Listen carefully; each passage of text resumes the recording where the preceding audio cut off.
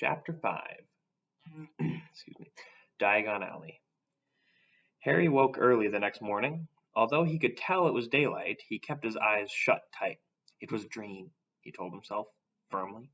I dreamt a giant called Hagrid came to tell me I was going to a school for wizards, and when I open my eyes, I'll be at home in my cupboard.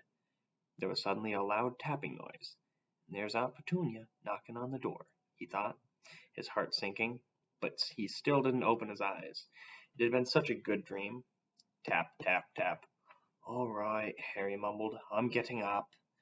He sat up, and Hagrid's heavy coat fell off him.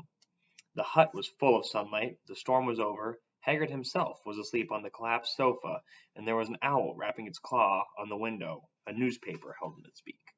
Harry scrambled to his feet. So happy he felt as though a large balloon was swelling inside him. He went straight to the window and jerked it open.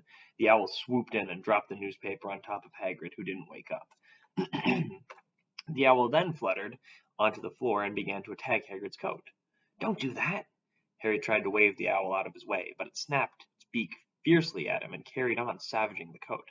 Hagrid, said Harry loudly, there's an owl! Pay him, Hagrid grunted into the sofa. What? He wants paying for delivering the paper. Look in the pockets. Hagrid's coat seemed to be made of nothing but pockets. Bunches of keys, slug pellets, balls of string, peppermint humbugs, tea bags. Finally, Harry pulled out a handful of strange-looking coins. Give him 5 knuts, said Harry sleepily. Knuts? The little bronze ones. Harry counted out 5 little bronze coins, and the owl held out his leg so Harry could put the money into a small leather pouch tied to it. Then he flew off through the open window. Hagrid yawned loudly, sat up, and stretched. Best be off, Harry. Lots to do today. Gotta get up to London and buy all your stuff for school. Harry was turning over the wizard's coins and looking at them. He had just thought of something that made him feel as though the happy balloon inside him got a puncture. Hagrid, said Hagrid, who was pulling on his huge boots. I haven't got any money. And you heard Uncle Vernon last night. He won't pay for me to go and learn magic. Don't worry about that, said Hagrid, standing up and scratching his head. Do you think your parents didn't leave you anything? But if the house was destroyed... They didn't keep their gold in the house, boy. Nah, first stop for us is Gringotts Wizard Bank. Have a sausage, they're not bad cold. And I wouldn't say no to a bit of your birthday cake, neither. Wizards have banks? Just the one. Gringotts, run by goblins. Harry dropped the bit of sausage he was holding. Goblins? Yeah, so you'd be mad to try and rob it, I'll tell you that. Never mess with goblins, Harry. Gringotts is the safest place in the world for anything you want to keep safe, except maybe Hogwarts. As a matter of fact, I gotta visit Gringotts anyways, for Dumbledore. Hogwarts business. Hagrid drew himself up proudly. He usually gets me to do the important stuff for him. Fetching, getting things from Gringotts. Knows he can trust me, see? Got everything? Come on then. Harry followed Hagrid out onto the rock. The sky was blue and quite clear now, and the sun gleamed in the sunlight. The sea gleamed in the sunlight. The sun's always gleaming, it's the sun. The boat Uncle Vernon had hired was still there, with a lot of water in the bottom after the storm. How did you get here? Harry asked, looking around for another boat. Flew, said Hagrid. Flew? Yeah, but we'll go back on this. Not supposed to use magic now that I gotcha. They settled down in the boat, Harry still staring at Hagrid, trying to imagine him flying. Seems a shame to row, though, said Hagrid, giving Harry another one of his sideways looks. If I was to, speed things up a bit, would you mind not mentioning it at Hogwarts? Of course not, said Harry, eager to see more magic. Hagrid pulled out the pink umbrella again, tapped it twice on the side of the boat, and they sped off toward land. Why would you be mad to try and rob Gringotts? Harry asked. Spells, enchantments, said Hagrid, unfolding his newspaper as he spoke. They say there's dragons guarding the high-security vaults, and then you gotta find your way. Gringotts is hundreds of miles under London, see? Deep under the underground. You'd die of hunger trying to get out, even if you did manage to get your hands on some. Harry sat and thought about this for a while as Hagrid read his newspaper, the Daily Prophet. Harry had learned from Uncle Vernon that people liked to be left alone while they did this, but it was quite difficult. He'd never had so many questions before in his life. Ministry of Magic messing things up as usual, Hagrid muttered, turning the page. There's a Ministry of Magic? Harry asked, before he could stop himself. Of course, said Hagrid. They wanted Dumbledore for minister, of course, but he'd never leave Hogwarts, so old Cornelius Fudge got the job. Bungler if there ever was one. So he pelts Dumbledore with owls every morning asking for advice. But what does a Ministry of Magic do? Well, their main job is to keep it from the muggles that there's still witches and wizards up and down the country. Why? Why?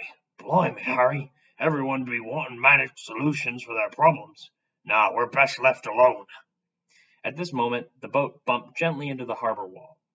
Hagrid folded up his newspaper and they clambered up the stone steps into the street. Passersby stared a lot at Hagrid as they walked through the little town to the station. Harry couldn't blame them. Not only was Hagrid twice as tall as anyone else, he kept pointing at perfectly ordinary things like parking meters and saying loudly, "See, Harry, it's the things these muggles come up with, eh?" "Hagrid," said Harry, panting a bit as he ran to keep up, "did you say there are dragons at Gringotts?" "Well, so they say," said Hagrid. "Crikey, I'd like a dragon." "You'd like one?" "Wanted one ever since I was a kid. Here we go." They had reached the station. There was a train to London in 5 minutes' time. Hagrid, who didn't understand quote-unquote muggle money, as he called it, gave the bills to Harry so he could pay for their tickets.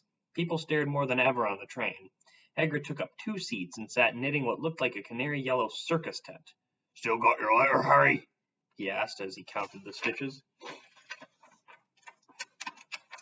Sticky pages. Harry took the parchment envelope out of his bag. "Good," said Hagrid. "There's a list of everything you need." Harry unfolded the second piece of paper he hadn't noticed the night before and read,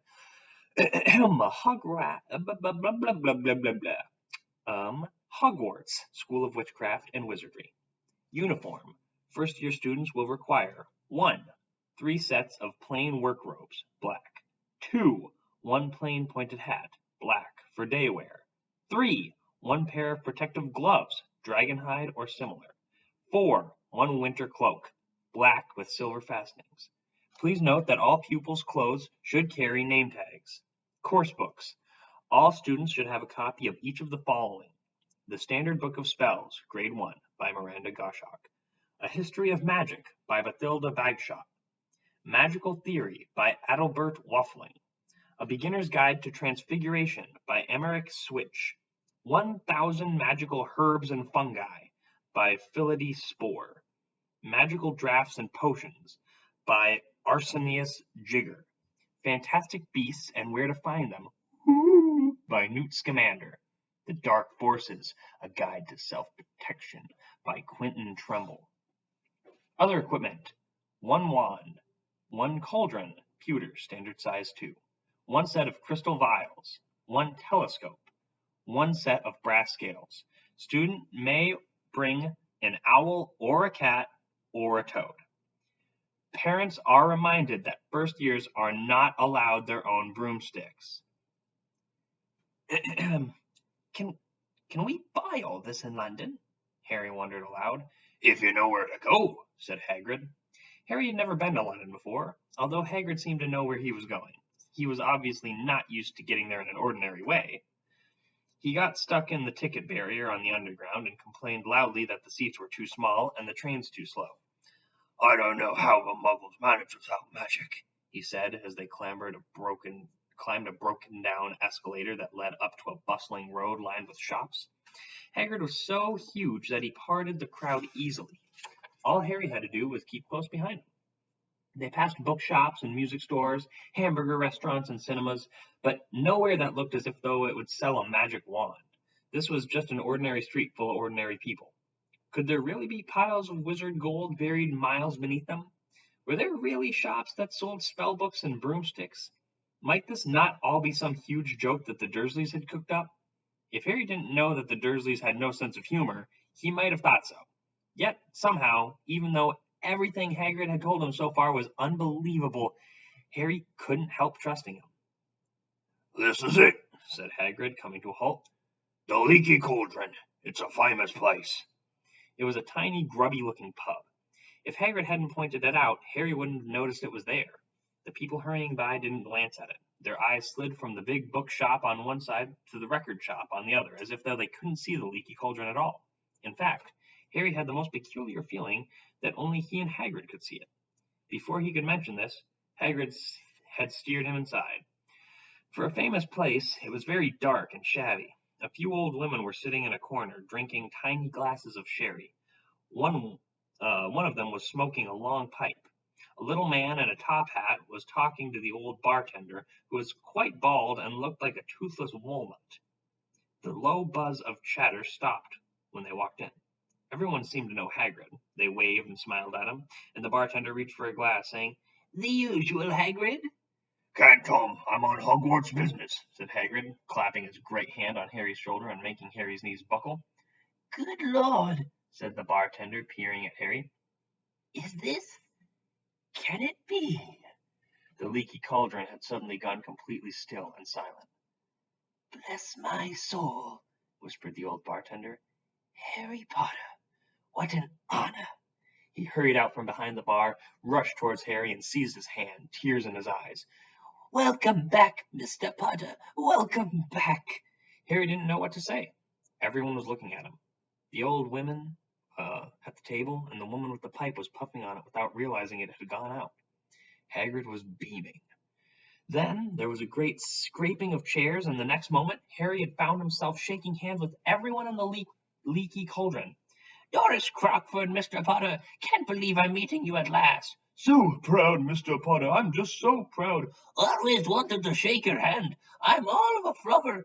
"Delighted to meet you, Mr. Potter. You can just can't tell you. Diggle's the name. Tedious Diggle." "I've seen you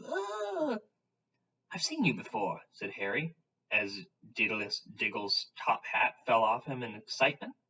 "You bowed to me once in a shop." "He remembers!" cried, I cannot pronounce that fucker's name, looking around at everyone. "Did you hear that? He remembers me." Harry shook hands again and again. Doris Crockford kept coming back for more. A pale young man made his way forward, very nervously. One of his eyes was twitching. "Professor Quirrell," said Hagrid. "Harry, Professor Quirrell would be one of your teachers at Hogwarts." "Potter," stammered Professor Quirrell, grasping Harry's hand. "Can't tell you how pleased I am to meet you." "What sort of magic do you teach, Professor Quirrell?" Defense against the dark arts," muttered Professor Quirrell, as though he'd rather not talk about it. "Not that you need it, eh, Potter?" He laughed nervously. "You'll be getting all your equipment, I suppose? I've got to pick up a new book on vampires myself." He looked terrified at the very thought, but the others wouldn't let Professor Quirrell keep Harry to himself. It took almost 10 minutes to get away from them all. At last, Hagrid managed to make himself heard over the babble. "Must get on. Lots to buy. Come on, Harry." Doris Crockford shook Harry's hand one last time, and Hagrid led them through the bar and out into a small, walled courtyard, where there was nothing but a trash can and a few weeds. Hagrid grinned at Harry. "Told you, didn't I? Told you was famous. Even Professor Quirrell was trembling to meet you. Mind you, he's usually trembling." "Is he always that nervous?" "Oh, yeah. Poor bloke. Brilliant mind. He was fine while he was studying out of books, but then he took a year off to get some first-hand experience. They say he met vampires in the Black Forest, and there was a nasty bit of trouble with a hag. Never been the same since. Scared of all the students, scared of his own subject. Now where's my umbrella?" "Vampires? Hags?" Harry's head was swimming. Hagrid, meanwhile, was counting out the bricks above the trash can. "3 up, 2 across," he muttered. "Right, stand back, Harry." He tapped the wall 3 times with the point of his umbrella. Excuse me. The brick he had touched quivered. It wiggled. In the middle, a small hole appeared. It grew wider and wider. A second later, they were facing an archway large enough for even Hagrid. An archway onto a cobbled street that twisted and turned out of sight. "Welcome," said Hagrid, "to Diagon Alley." He grinned at Harry's amazement. They stepped through the archway. Harry looked quickly over his shoulder and saw that the archway shrank instantly back into solid wall. The sun shone brightly on a stack of cauldrons outside the nearest shop. Cauldrons, all sizes, copper, brass, pewter, silver, self-stirring, collapsible, and a sign hanging over them. You'll be needing one, said Hagrid. But we gotta get your money first. Harry wished he had about 8 more eyes. He turned his head in every direction as they walked up the street, trying to look at everything at once. The shops, the things outside them, the people doing their shopping. A plump woman outside an apothecary was shaking her head as they passed, saying, "Dragon liver, 17 sickles an ounce, they're mad." A low, soft hooting came from the dark shop with the sign saying, Ilops Owl Emporium, Tawny, Screech, Barn, Brown, and Snowy. Several boys of about Harry's age had their noses pressed against a window with broomsticks in it. "Look," Harry heard one of them say, "the new Nimbus 2000, fastest ever." There were shops selling robes, shops selling telescopes, and strange silver instruments Harry had never seen before, windows stacked with barrels of bat spleens and eel eyes, tottering piles of spell books, quills and rolls of parchment, potion bottles, globes of the moon, so on and so forth. Gringotts, said Hagrid. They had reached a snowy white building that towered over the other little shops. Standing beside its burnished bronze doors was wearing a uniform of scarlet and gold was... Yeah, that's a goblin, said Hagrid quietly as they walked up to the white stone steps toward him. The goblin was about a head shorter than Harry, who is 11. He had a swarthy, clever face, a pointed beard, and, Harry noticed, very long fingers and feet. He bowed as they walked inside. Now they were facing a second pair of dwarves, silver this time, with words engraved upon them. Enter, stranger, but take heed of what awaits the sin of greed. For those who take but do not earn must pay most dearly in their turn. So if you seek beneath our floors a treasure that was never yours, thief, you have been warned, beware of finding more than treasure there. Like I said, you'd have to be mad to try and rob it, said Hagrid. A pair of goblins bowed them through the silver doors, and they were in a vast marble hall. About 100 more goblins were sitting on high stools behind a long counter, scribbling in large ledgers, weighing coins in brass scales, examining precious stones through eyeglasses. There were too many doors to count leading off the hall, and yet more goblins were showing people in and out of these. Hagrid and Harry made for the counter. Morning, said Hagrid to a free goblin. We've come to take some money out of Mr. Potter's safe. "You have his key, sir." Got it here somewhere, said Hagrid. And he started emptying his pockets onto the counter, scattering a handful of moldy dog biscuits all over the goblin's book of numbers. The goblin wrinkled his nose. Harry watched the goblin on their right, weighing a pile of rubies as big as glowing coals. Got it, said Hagrid at last, holding up a tiny golden key. The goblin looked at it closely.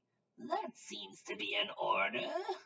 And also, I've got a letter from Professor Dumbledore, said Hagrid importantly, throwing out his chest. It's about the you-know-what down Vault 713. The goblin read the letter very carefully. "Very well," he said, handing it back to Hagrid. "I will have someone take you down to both vaults. Griphook!" Griphook was yet another goblin. Once Hagrid had crammed all the dog biscuits back inside his pocket, he and Harry followed Griphook towards one of the doors leading off the hall. "What's the you-know-what inside Vault 713? Harry asked.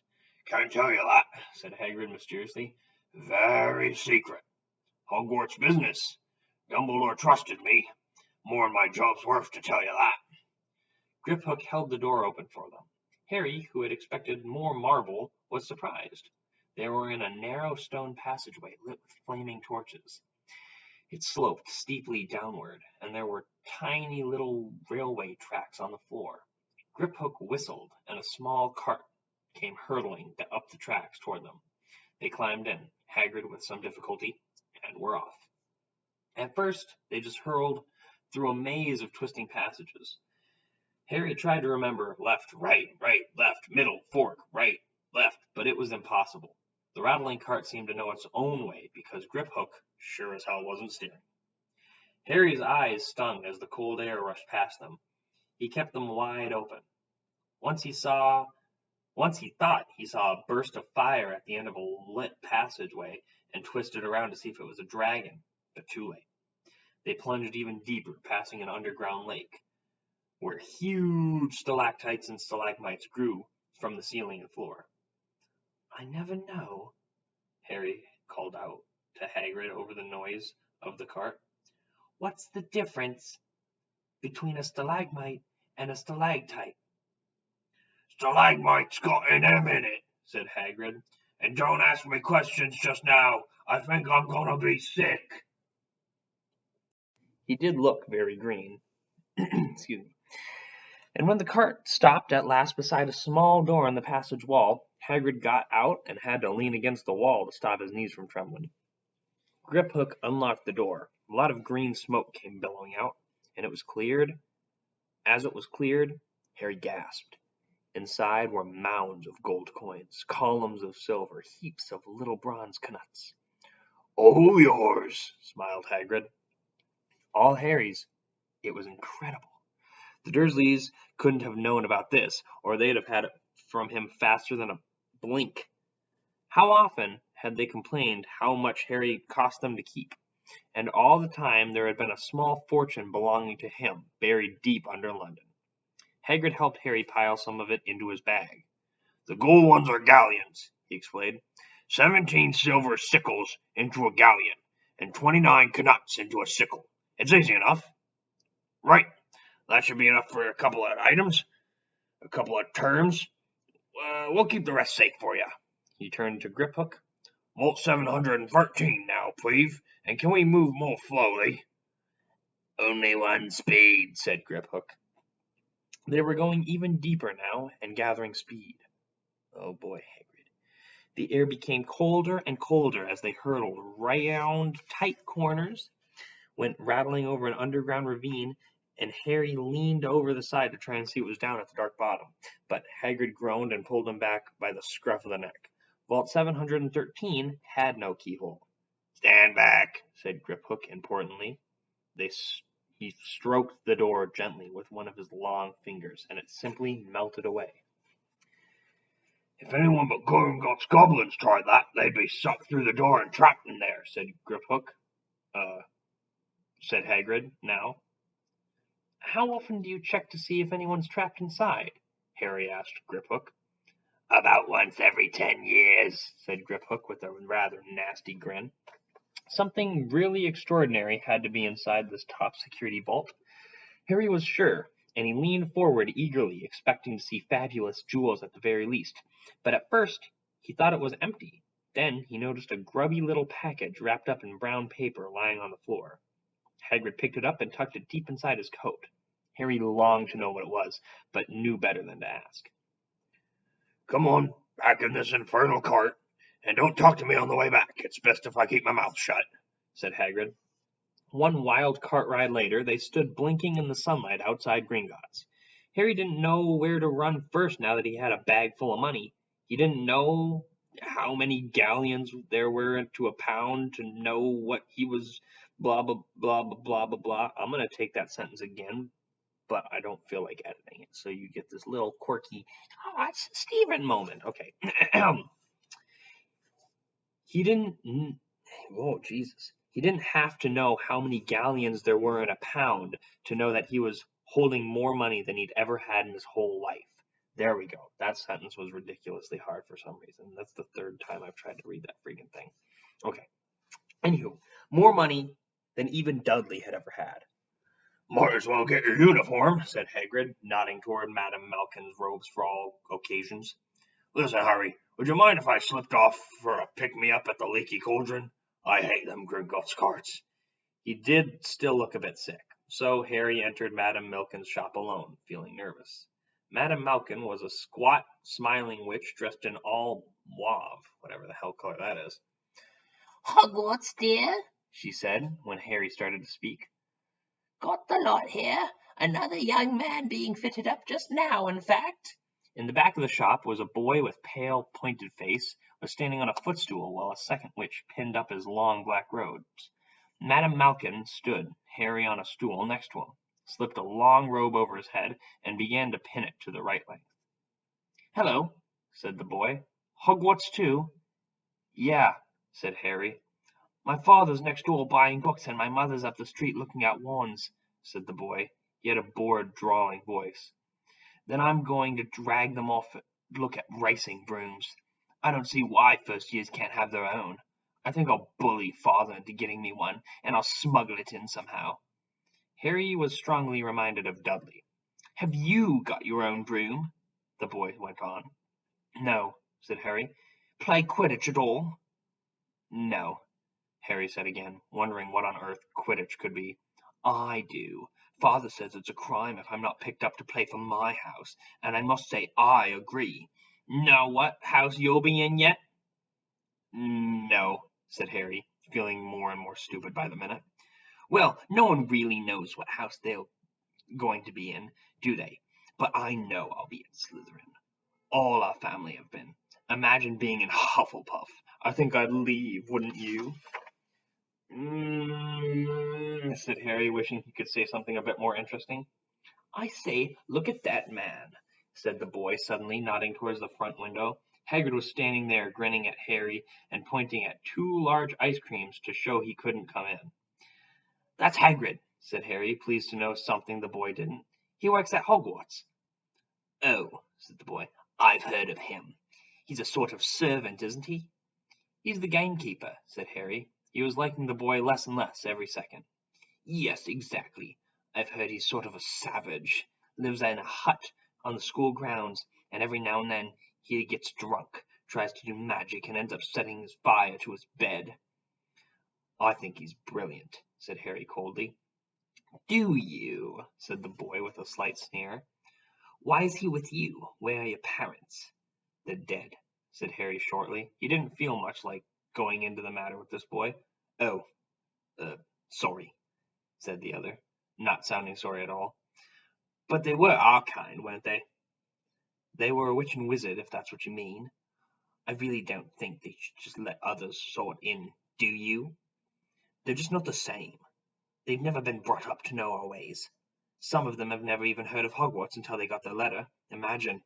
I think they should keep it in the old wizarding families. What's your surname, anyway?" But before Harry could answer, Madame Malkin said, "That's you done, my dear," and Harry, not sorry for an excuse to stop talking to the boy, hopped down from the footstool. "Well, I'll see you at Hogwarts, I suppose," said the drawling boy. Harry was rather quiet as he ate his ice cream Hagrid had brought him. It was chocolate and raspberry with chocolates. "What's up?" said Hagrid. "Nothing," Harry lied. They stopped to buy parchment and quills. Harry cheered up a bit when he found a bottle of ink that could change color as you wrote. Then they had left the shop. He said, "Hagrid, what's Quidditch?" "Blimey, Harry, I keep forgetting how little you know.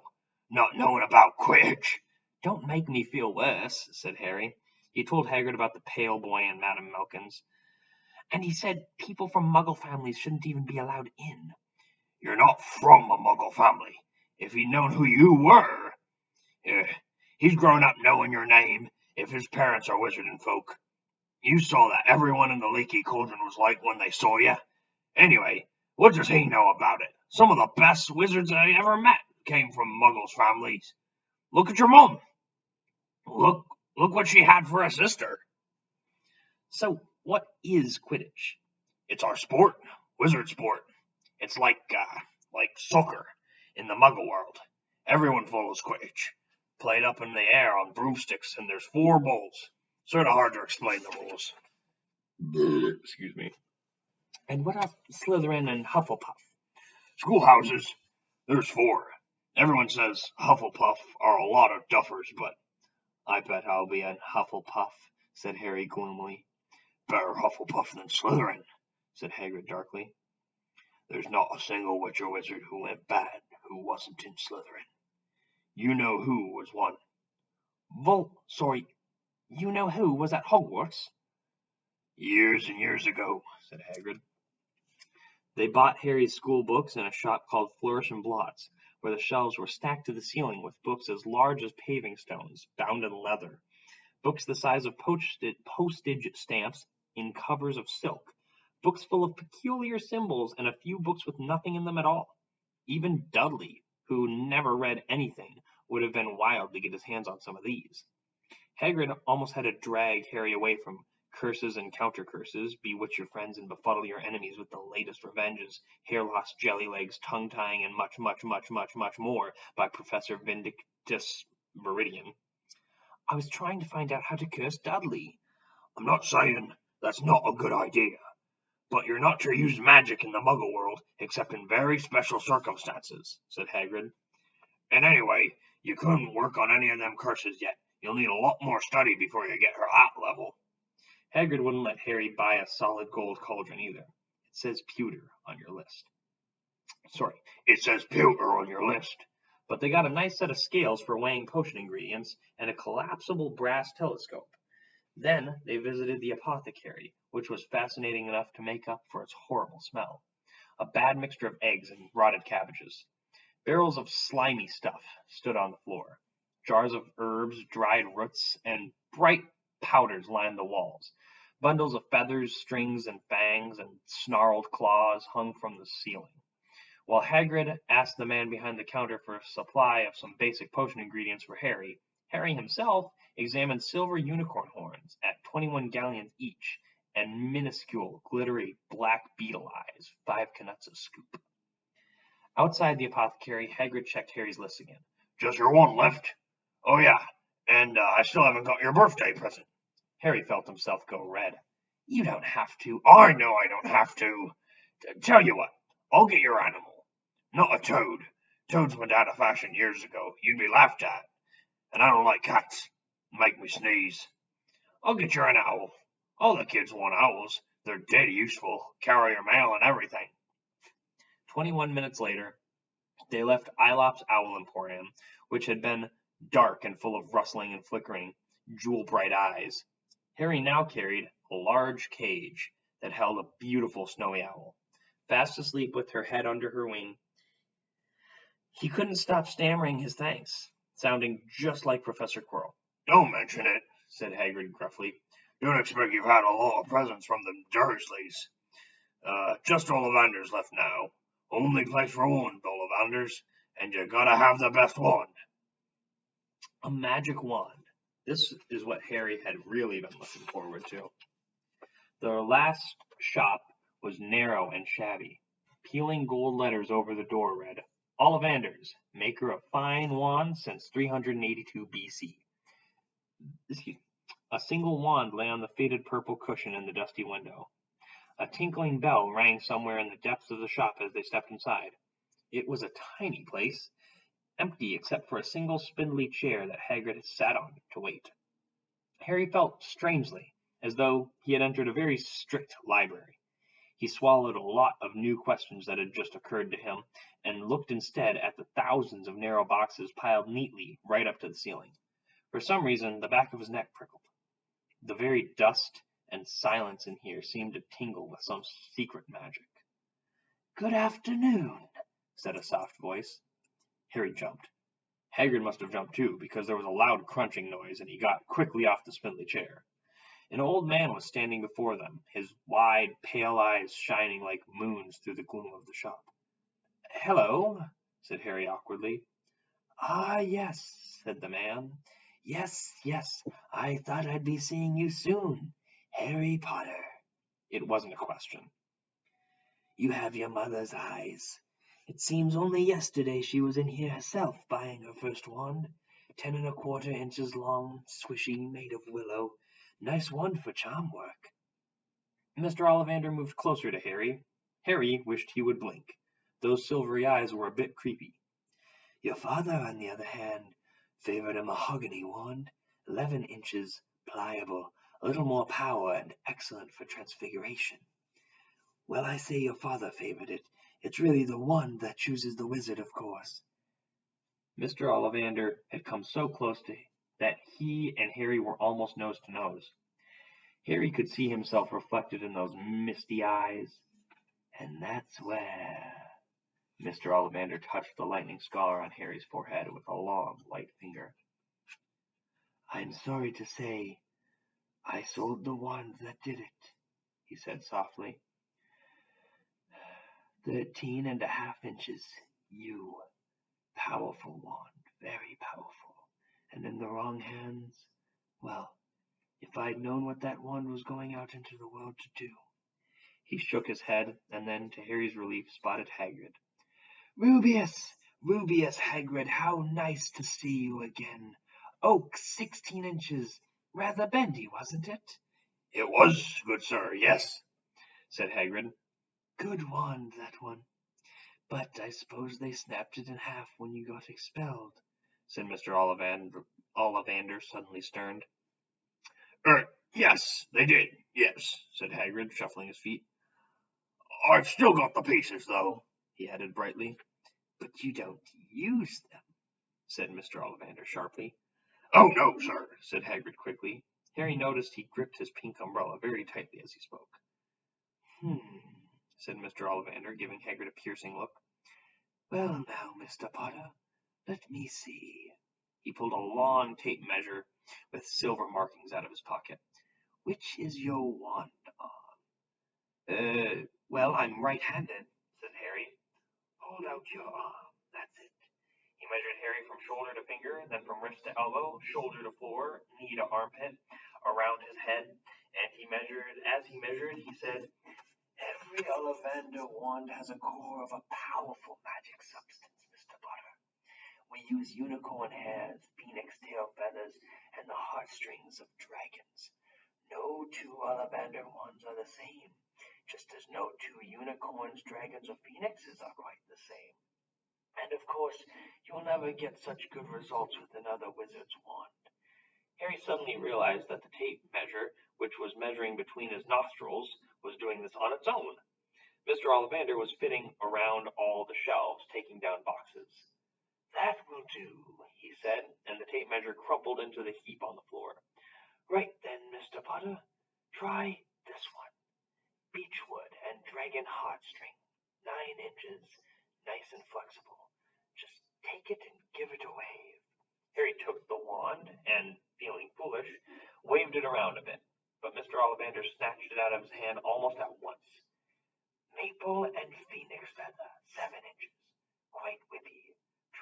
Harry tried, but he had hardly raised the wand when it too was snatched back by Mr. Ollivander. No. Here, ebony and unicorn hair, 8.5 inches, springy. Go on, try it out. Harry tried and tried. He had no idea what Mr. Ollivander was waiting for. The pile of tried wands was mounting higher and higher, and the spindly chair, but the more wands Mr. Ollivander pulled from the shelves, the happier he seemed to become. Tricky customer, eh? Not to worry, we'll find the perfect match here somewhere. I wonder. Now. Yes, why not? Unusual combination. Holly and phoenix feather, 11 inches, nice and supple. Harry took the wand. He felt a sudden warmth in his fingers. He raised the wand above his head, brought it swishing down through the dusty air, and a stream of red and gold sparks shot from the end like fireworks, throwing dancing spots of light onto the walls. Hagrid whooped and clapped, and Mr. Ollivander cried, Oh, bravo! Yes, indeed. Ah, very good. Well. How curious. How very curious. He put Harry's wand back into its box and wrapped it in brown paper, still muttering. Curious. Sorry, said Harry, but what's curious? Mr. Ollivander fixed Harry with a pale stare. I remember every wand I've ever sold, Mr. Potter. Every single wand. It so happens that the phoenix whose tail feather is in your wand gave another feather, just one other. It is very curious indeed that you should be destined for this wand when its brother, why, Its brother gave you that scar. Harry swallowed. Yes, 13.5 inches. You. Curious indeed how these things happen. The one chooses the wizard, remember. I think we must expect great things from you, Mr. Potter. After all, he who must not be named did great things. Terrible, yes, but great. Harry shivered. He wasn't sure he liked Mr. Ollivander too much. He paid 7 gold galleons for his wand, and Mr. Ollivander bowed them out of the shop. The late afternoon sun hung low in the sky as Harry and Hagrid made their way back down Diagon Alley, back through the brick wall, back through the leaky cauldron, now empty. Harry didn't speak at all as they walked down the road. He didn't even notice how much people were gawking at them on the underground, laden as they were with all their funny-shaped packages, with the snowy owl asleep in its cage on Harry's lap. Up another escalator, out into Paddington Station, Harry only realized where they were when Hagrid tapped him on the shoulder. Got time for a bit to eat before your train leaves, he said. He bought Harry a hamburger, and they sat down on plastic seats to eat them. Harry kept looking around. Everything looked so strange somehow. You all right, Harry? You're very quiet, said Hagrid. Harry wasn't sure he could explain. He just had the best birthday of his life, and yet, he chewed his hamburger, trying to find the words. Everyone thinks I'm special, he said at last. All those people in the leaky cauldron, Professor Quirrell, Mr. Ollivander, but I don't know anything about magic at all. How can they expect great things? I'm famous, and I can't even remember what I'm famous for. I don't know what happened when I don't know what happened the night my parents died. Hagrid leaned across the table. Behind the wild beard and eyebrows, he wore a very kind smile. Don't you worry, Harry. You'll learn fast enough. Everyone starts at the beginning at Hogwarts. You'll be just fine. Just be yourself. I know it's hard. You've been singled out, and that's always hard. But you'll have great time at Hogwarts. I did. Still do, as a matter of fact. Hagrid helped Harry onto the train that would take him back to the Dursleys, and then handed him an envelope. Your ticket for Hogwarts, he said. 1st of September, King's Cross. It's all on your ticket. Any problems with the Dursleys, send me a letter with your owl. She'll know where to find me. See you soon, Harry. The train pulled out of the station. Harry wanted to watch Hagrid until he was out of sight. He rose in his seat and pressed his nose against the window, but he blinked, and Hagrid had gone.